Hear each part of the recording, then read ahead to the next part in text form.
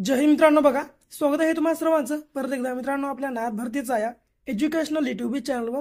तर बघा मित्रांनो, नवी मुंबई महानगरपालिका भरती 2025 साठी बघा आपण आज मित्रांनो बघा TCS मित्रांनो IBPS पॅटर्न नुसार बघा आज मित्रांनो बघून आपण प्रश्नपत्रिका मित्रांनो अभ्यासत आहोत। बघा प्रश्नपत्रिका मित्रांनो बघा ही जी प्रश्नपत्रिका आहे बघा ही प्रश्नपत्रिका आपल्या मित्रांनो बघा सर्व पदांसाठी मित्रांनो बघा उपयुक्त या ठिकाणी असणार आहे। ते नर्स असो किंवा मित्रांनो नर्स मिडवाईफ असो। तर बघा मित्रांनो आजचा आपला भाग आहे मित्रांनो बघा एक मित्रांनो बघा त्यामुळे तुम्ही जो हा व्हिडिओ आपला भाग एक आहे मित्रांनो तो शेवटपर्यंत मित्रांनो बघा अभ्यासून घ्या। आणि नवीन असाल आपल्या चॅनलवर बघा मित्रांनो आपल्या चॅनलला देखील अवश्य आता सबस्क्राईब तुम्ही मात्र करून घ्या। तर बघा पहिला प्रश्न कशा स्वरूपाचा आहे, नवी मुंबई महानगरपालिकेची स्थापना कधी करण्यात आली। तर बघा मित्रांनो नवी मुंबई महानगरपालिकेची मित्रांनो जी स्थापना आहे बघा ती मित्रांनो कधी करण्यात आली होती। तर लक्षात असू द्या बघा पर्याय क्रमांक 1 जानेवारी 1992 रोजी मित्रांनो बघा नवी मुंबई महानगरपालिकेची मित्रांनो बघा जी स्थापना होती ती मित्रांनो करण्यात आली होती। या ठिकाणी तुम्हाला लक्षात ठेवायचं आहे। पुढे बघा नवी मुंबई महानगरपालिकेचे मुख्यालय खालीलपैकी कोणत्या ठिकाणी आहे। तर बघा नवी मुंबई महानगरपालिकेचे मुख्यालय मित्रांनो हे खालीलपैकी कोणत्या ठिकाणी आहे। तर लक्षात असू द्या बघा पर्याय क्रमांक ब बेलापूर बघा मित्रांनो या ठिकाणी आपल्या प्रश्नाचे मित्रांनो योग्य आन्सर असणार आहे। पुढे बघा तिसरा प्रश्न, नवी मुंबई महानगरपालिकेचे सध्याचे आयुक्त कोण आहेत। तर बघा मित्रांनो प्रत्येक महानगरपालिकेवर मित्रांनो एक आयुक्त असतो आणि तोच मित्रांनो बघा सध्याचा आपल्या नवी मुंबई महानगरपालिकेचा मित्रांनो सध्याचा आयुक्त कोण आहे। तर तो आहे बघा मित्रांनो पर्याय क्रमांक डॉक्टर कैलास शिंदे। या ठिकाणी तुम्हाला या ठिकाणी बघा उत्तर जे आहे बघा लक्षात ठेवायचं आहे। तर बघा मित्रांनो यासोबत तुम्ही जे बघा सर्व काही मित्रांनो आपण जेवढे काही या ठिकाणी 20 प्रश्न एकूण अभ्यासणार आहोत ते सर्व काही मित्रांनो प्रश्न जे आहेत बघा ते वही पेन घ्या आणि सर्व काही मित्रांनो बघा या ठिकाणी नोट करून घ्या। लक्षात असू द्या बघा नोट सर्व काही प्रश्न तुम्ही करून घ्या।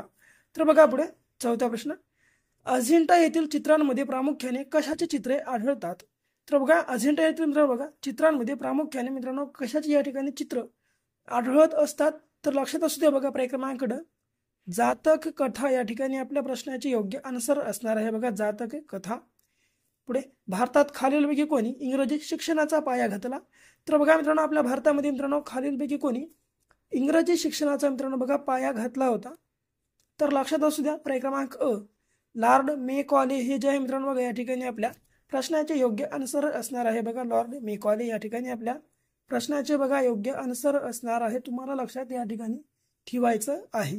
पुढे सहावा प्रश्न, 1937 मध्ये मराठवाडा साप्ताहिकाची स्थापना कोणी केली। तर बघा मित्रांनो 1937 मध्ये मराठवाडा मित्रांनो बघा साप्ताहिकाची जी स्थापना होती मित्रांनो ती कोणी केली।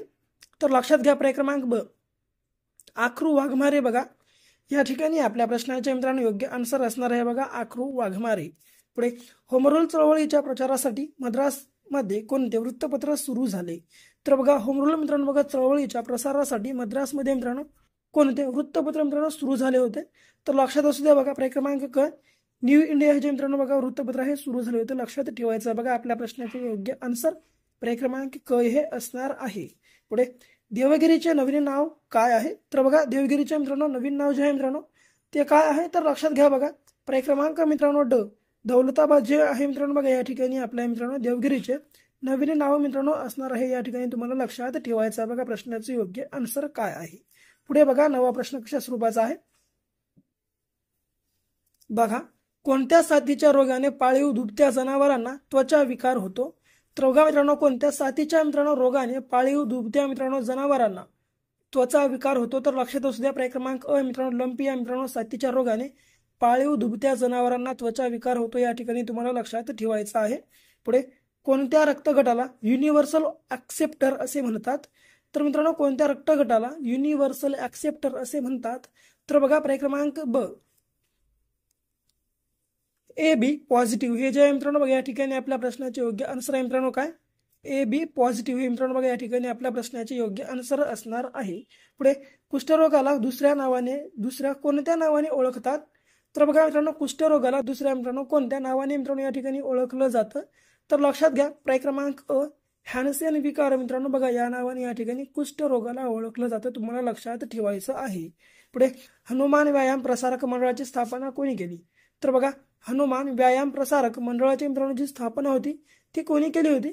तर मित्रांनो बघा तुम्हाला या ठिकाणी लक्षात असू द्या बघा, हनुमान व्यायाम प्रसारक मंडळाची स्थापना मित्रांनो या ठिकाणी श्री अंबादास पंत वैद्य यांनी मित्रांनो केली होती. या ठिकाणी लक्षात तुम्हाला ठेवायचं आहे, श्री अंबादास पंत वैद्य. पुढे नाशिक जिल्ह्यात किती महानगरपालिका आहेत? तर बघा मित्रांनो नाशिक जिल्ह्यामध्ये मित्रांनो एकूण किती महानगरपालिका मित्रांनो या ठिकाणी आहेत? तर लक्षात घ्या मित्रांनो क्रमांक 3 मित्रांनो बघा या ठिकाणी आपल्या प्रश्नाचे योग्य आन्सर असणार आहे. तर नाशिक जिल्ह्यामध्ये मित्रांनो बघा एकूण किती 3 महानगरपालिका आहेत, या ठिकाणी तुम्हाला लक्षात ठेवायचं आहे. पुढे बघा आता महाराष्ट्रातील कोणता जिल्हा अति दक्षिणेकडील आहे? तर बघा मित्रांनो आपल्या महाराष्ट्रातील कोणत्या मित्रांनो जिल्ह्याचे मित्रांनो ते अति दक्षिणेकडील मित्रांनो जिल्हा आहे? तर लक्षात घ्या क्रमांक मित्रांनो ड हा मित्रांनो सिंधुदुर्ग हा जो मित्रांनो जिल्हा आहे बघा, हा अति मित्रांनो बघा जो आहे दक्षिणेकडील जिल्हा आहे, या ठिकाणी तुम्हाला लक्षात ठेवायचं आहे. तर बघा मित्रांनो पुढे आणि मित्रांनो बघा सिंधुदुर्ग जिल्ह्याला पर्यटन जिल्हा म्हणून सुद्धा मित्रांनो ओळखला जातो. लक्षात ठेवायचं बघा, पर्यटन जिल्हा म्हणून सुद्धा या ठिकाणी ओळखला जातो. तर मित्रांनो बघा पुणे ठाणे हा मित्रांनो बघा सर्वाधिक महानगरपालिका मित्रांनो असणारा जिल्हा आहे बघा, सर्वाधिक महानगरपालिका मित्रांनो असणारा या ठिकाणी ठाणे हा मित्रांनो जिल्हा आहे, या ठिकाणी तुम्हाला लक्षात ठेवायचा बघा सर्वाधिक महानगरपालिका.